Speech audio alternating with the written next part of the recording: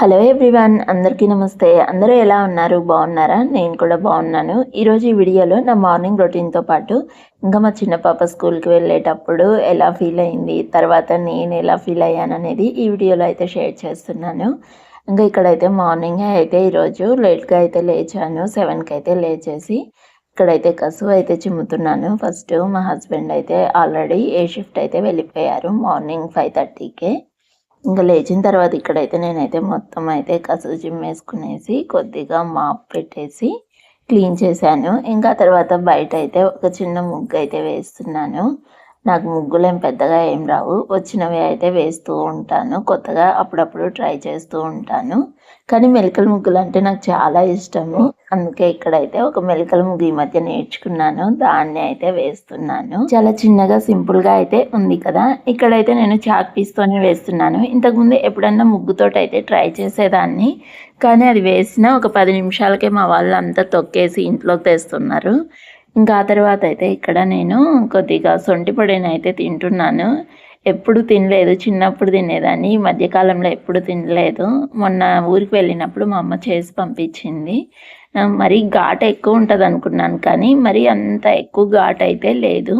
బెల్లం కలిపారు కాబట్టి ఓకే, కానీ పిల్లలు అయితే తినలేరు అనిపిస్తుంది. కొద్దిగా బెల్లం పొడిని అయితే కలుపుదాం అనుకుంటున్నాను. ఆ తర్వాత మా బుడ్డోళ్ళు ఇద్దరిని అయితే లేపేసి స్నానాలు అయితే చేపించేశాను. ఇంకా ఆ తర్వాత వీళ్ళకు బ్రేక్ఫాస్ట్ అయితే ఈరోజు అయితే పూరి అయితే ప్రిపేర్ చేస్తున్నాను.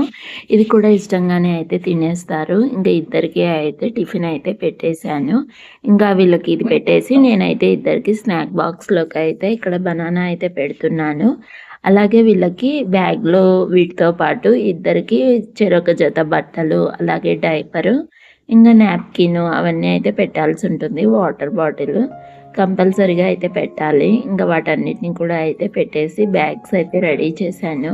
ఇంకా మా బుడ్డిది స్కూల్కి పోవాలంటే ఏడుస్తూనే ఉంది. ఫస్ట్ 3 days అయితే మంచిగానే పోయింది, కానీ ఇప్పుడంటే జస్ట్ ఒక 1 hour 1.5 hour ఉండింది కాబట్టి హ్యాపీగా వెళ్ళొచ్చినట్టుంది. ఇప్పుడైతే ఆఫ్టర్నూన్ 12:30 వరకు అయితే ఉంచుతున్నారు. అందుకే అనుకుంటా మస్తు ఫీల్ అవుతుంది, ఏడుస్తుంది. ఎలానో అయితే బతిమలాడిచ్చి నేను అక్కడే ఉంటాను అనేసి తీసుకువెళ్ళి వదిలిపెట్టాను. ఇంక ఇక్కడైతే బట్టలు అయితే ఆరేస్తున్నాను.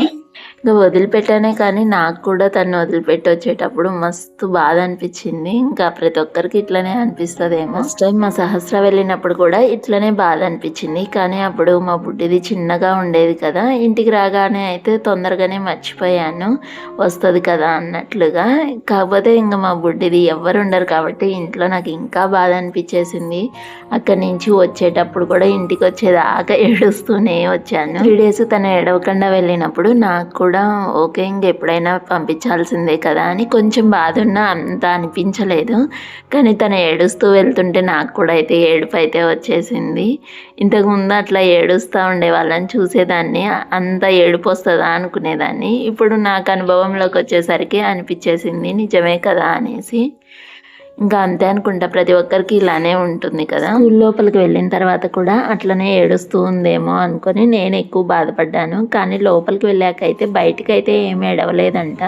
కానీ మా చిన్నది బయటికి ఎక్కువ ఏడవదు, కానీ లోపల లోపల బాధపడుతూ ఉంటుంది. అది ఇంకా నాకు ఎక్కువ బాధ అనిపిస్తూ ఉంటుంది. అయితే ఈ మనీ ప్లాంట్స్ అయితే 3-4 days బ్యాక్ వాటర్ పోసి పెట్టేశాను కదా. కాకపోతే ఇవి నేను చేంజ్ చేయడం కూడా వాటర్ 3-4 daysకి ఒకసారి అయితే చేంజ్ చేస్తూ ఉంటాను. అప్పుడే ఫ్రెష్గా బాగుంటాయి, కుళ్ళిపోకుండా వేర్లు అయితే. ఇంకా తర్వాత వీటిని తీసేసి వాటి ప్లేస్లో అయితే పెట్టేశాను.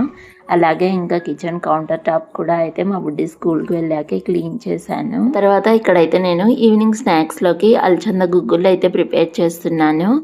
ఫస్ట్ అయితే ఈ అలచందలను అయితే ఒక 4 గంటల సేపు నానబెట్టేశాను. ఇంకా తర్వాత అలచందల్ని వాటర్ వేసేసి సాల్ట్ వేసి ఉడకబెట్టాను.